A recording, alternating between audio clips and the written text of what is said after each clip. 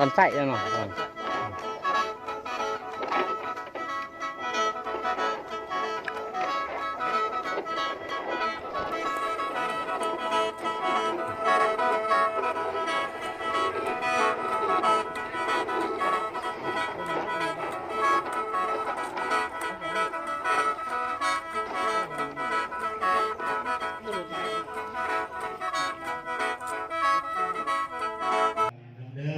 ในกรณี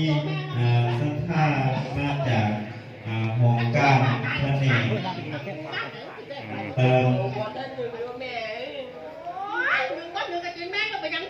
และก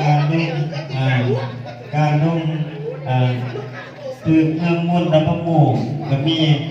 น้ำดื่มซองแก๊สเปิดกระดาษแม่อุปโภคนาในส่วนก่อนคำของมือนี้ฉะนั้นบรรดาสัทธาญาติโยมพวกเขานอที่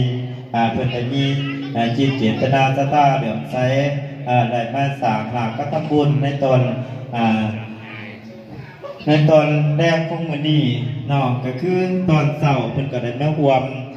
ตากบาตรถวายสังฆทานนาซุปเนาะเพื่อจะได้ส่วนบุญส่วนกุศลไปให้ยะทานใหญ่มาบุญจันทร์ซึ่งต้องมาบูชาของเราที่เป็นได้จากพวกเข้าไปโดยผู้มีบ้านที่จะกลับวันขึ้นมาเนาะแล้วก็มาดูที่ดูค้าหรือมาทำความกตัญญูกตเวทีโต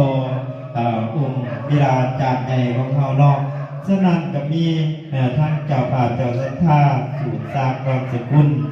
ในตอนแรกของมื้อนี้เนาะที่เพิ่นได้ลงมาจากนครหลวงเวียงจันทน์เนาะก็มี